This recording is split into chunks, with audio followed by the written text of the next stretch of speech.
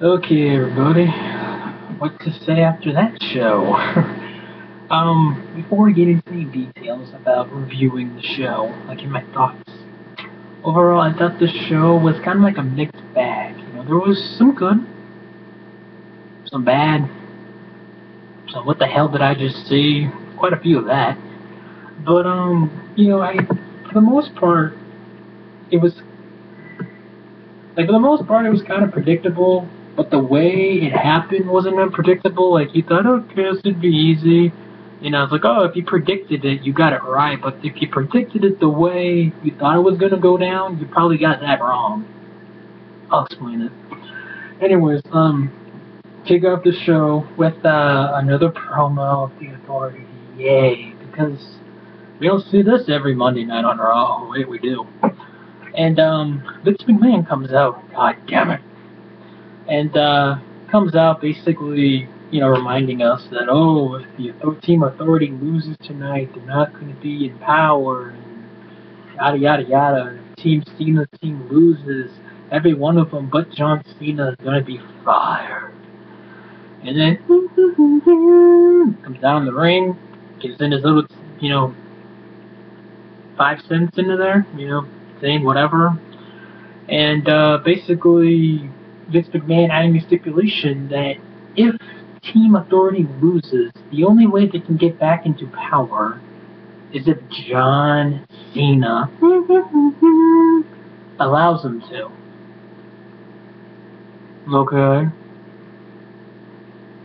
This just basically fell out, to be honest with you. So, alright, so we kicked off the first match of the night. We had the Fatal 4-Way Tag Team title match between, of course, the Tag Team Champions Goldust and Stardust versus Los Matadores versus the Usos versus team of Mizdow, Damien Mizdow, and The Miz. And overall, probably best match of the night. It was very entertaining. Obviously there wasn't much, if any, build to this match, but it was entertaining. Mizdow, of course, was way over. They were chaining Mizdow practically the whole entire match. I mean, Stardust was getting heat because, the champ's like, we want Mizdow. It's like, no, you want Stardust. I thought that was kind of funny, getting chip that way. It's like, ooh. And, every time the Miz was doing a move, it'd be booing, but then Miz down do it, like, yeah, it'll boo, yeah. The crowd ate this match up, and you could tell they enjoyed it. Thanksgiving's around the corner, they ate it up like a stuffed turkey. Yes, okay. But anyways, very good, entertaining match. Right team went over, in my honest opinion. Damien Sandow, so say Damien Mizdow, and the Miz become the new tag team champions. Miz looked shocked after Mizdow got the victory. He grabbed both the championships, and Mizdow pretending he had championships, just, Miz obviously had them really good. So the right team went over, and I'm glad they did this. I really am. So good job by WWE. Next, you had, oh god, this Divas Survivor Series-esque traditional elimination tag team match. Oh, don't get me wrong. Everyone in this match is good, but Cameron, that freaking Lisa Space bitch. Goodbye. But oh my god, what the hell? First of all, I'll be honest.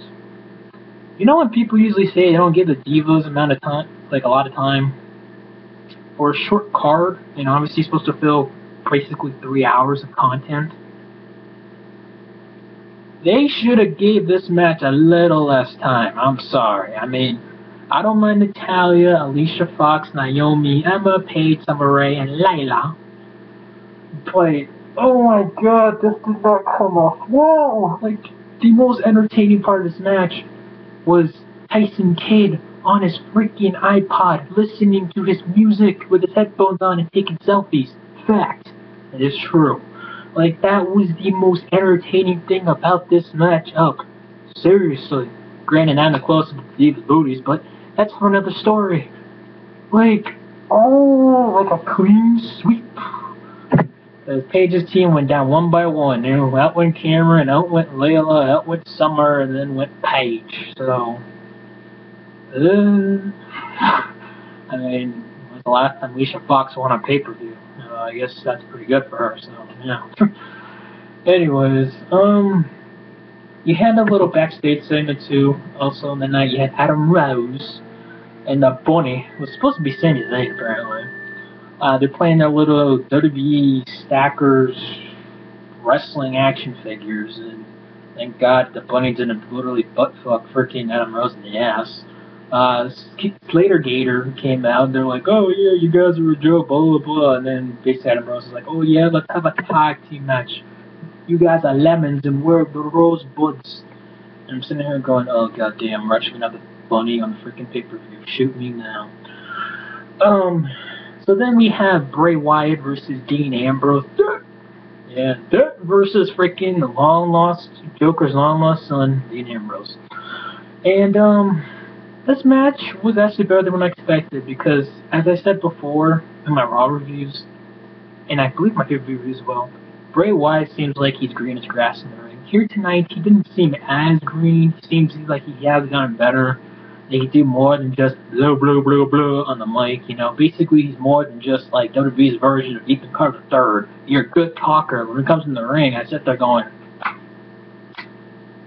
supposed to be better than this. So, overall, the match was decent. It wasn't too bad. It was alright. There was a lot of confusion in this match, and one of the main confusions was Bray Wyatt used the freaking steel steps on freaking Dean Ambrose for the referee doesn't call for disqualification. However, Dean Ambrose hit the steel chair, whacks him in the head, whacks him in the stomach, and freaking back with it. Oh, DQ. Why didn't you just DQ freaking Bray Wyatt who was using the steel steps right then and there? Why? Anyways, Bray Wyatt wins by disqualification, and then Dean Ambrose just snaps. And Dean Ambrose basically hints the stipulation of most likely their match at the last pay-per-view of the year. Tables, ladders, you guessed it, chairs. And guess what was used in this match after the match was over? Tables, ladders, and yes, chairs. So, probably gonna have a TLC match, guys. And, at least between these two guys. And, you know, to me, that's not a bad idea. I mean, obviously, they're not afraid to go all out. I mean, at one point, he had the ECW champ because Dean Ambrose threw like 15 chairs and buried him under the ring, with the chairs, Bray Wyatt. And of course, I made a joke on Twitter. Follow me on Twitter if you have not. Link down below in the description box. That, you know, it was not the first time Bray Wyatt's been, well, buried by something this year in a pay-per-view match. You know. Okay, so then we have Adam Rose and the Bunny versus Slater Gator. Thank God this match was short. I swear this match was like, what, a minute and a half? Like, thank God. The Bunny and Adam Rose win after the Bunny gets pinned Slater. The Bunny.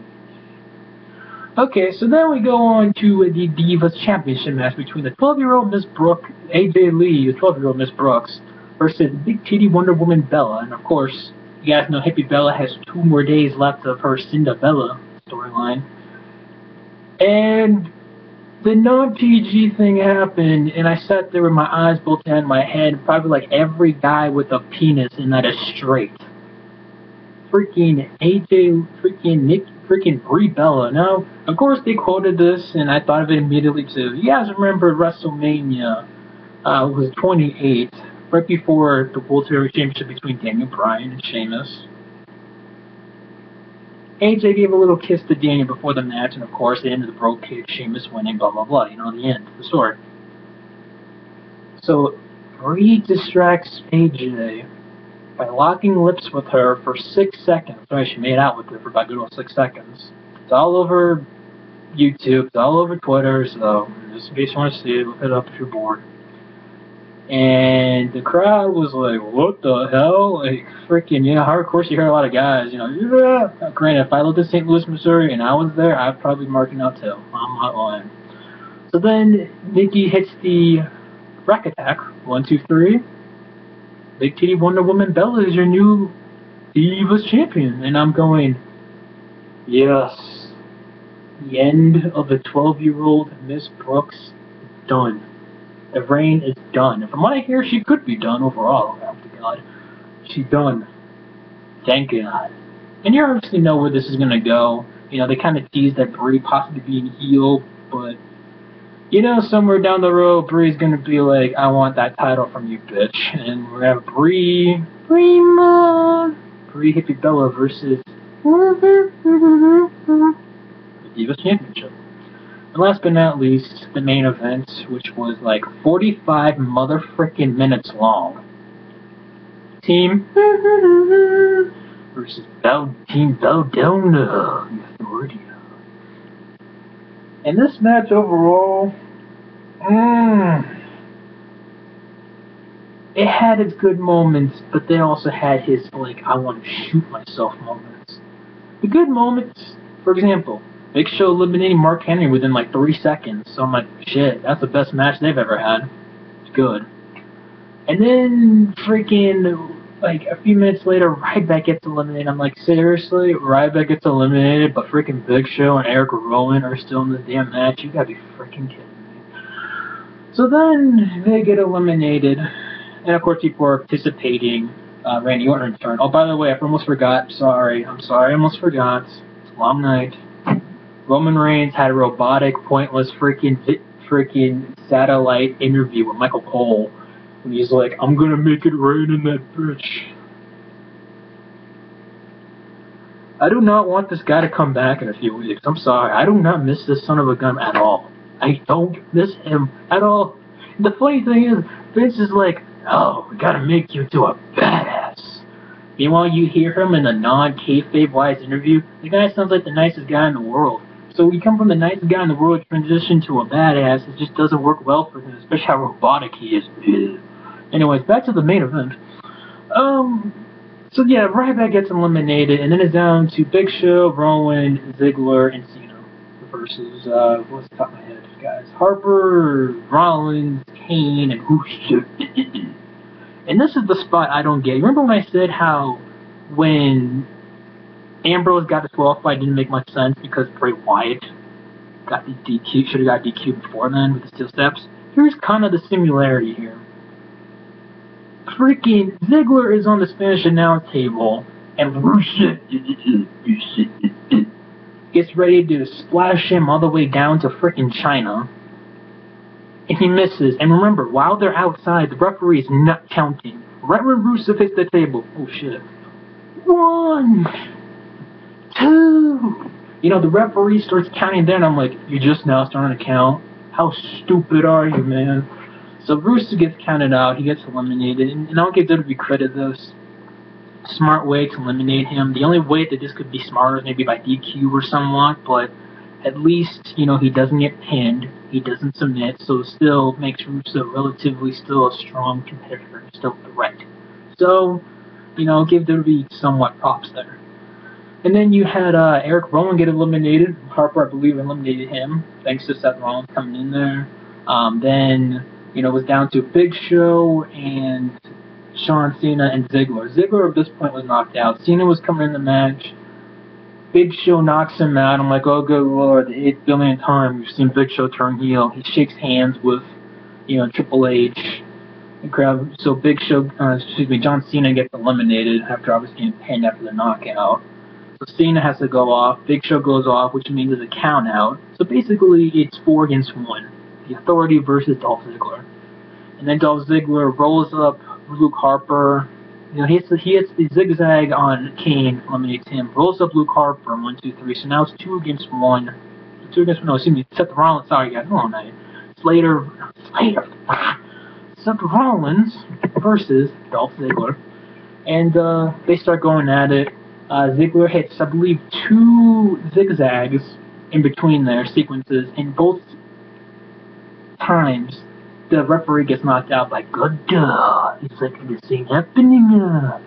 You know, he clotheslines Ziggler, and Rollins is about to pin him, and then you hear crows go off, and I'm like, oh good no, this is not what I think it is. Out comes Sting, making his WWE TV debut, and for anyone that knows me, I've never been the biggest fan of Sting. You know, I've been a lot more of a Taker. People say, oh, Sting versus Taker. Yeah, I'll take Taker 8 billion times from here to the freaking, like, I don't know, next July. Because, no disrespect to Sting, I mean, I know Sting has done a lot for the wrestling business, and he's put a lot of good matches, and he's cut a lot of interesting and good promos, and he's had a lot of good different characters. But for me with Sting, it's like, you're freaking like 50 3 years old, man. Come on. But I understand a lot of people happy to see Sting back, and you know what? That's fine. I'm not going to judge you. You want Sting back? You got Sting back. Congratulations. Sting comes out, and crowd goes crazy. Triple H looks like he just saw a ghost. He's like, "What the hell?" Whoa. They have a little stare down, possibly teasing a WrestleMania 31 match. Sting hits Triple God with the Scorpion Death Drop, and then he put Ziggler covering the long lost X-Men himself, Seth Rollins. And then the referee comes in, 1, 2, 3. Team Cena wins. Cena comes out, hugs Ziggler. Looks like the fakest hug in the world. But anyways, and then of course,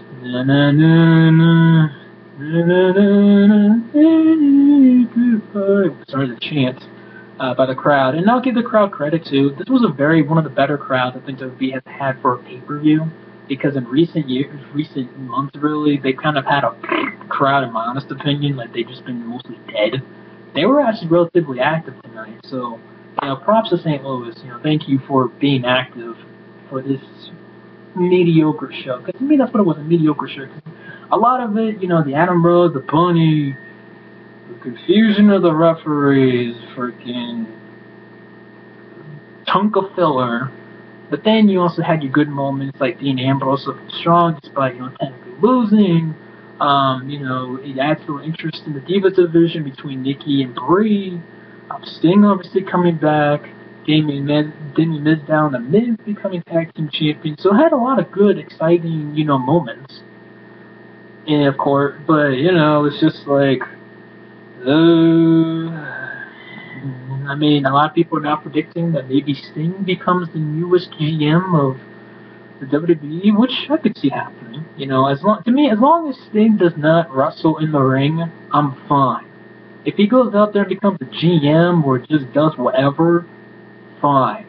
If he wrestles in the ring, but then now I'm just sitting here going, oh god, please don't. Because remember his final days on freaking TNA, if you guys don't remember those days, yeah, they weren't that pretty. So anyway, that's it from me, you guys. I apologize for this long review. Of course, a lot of things happened. Comment down below, subscribe if you have not. I'll catch you on the flip side. Peace.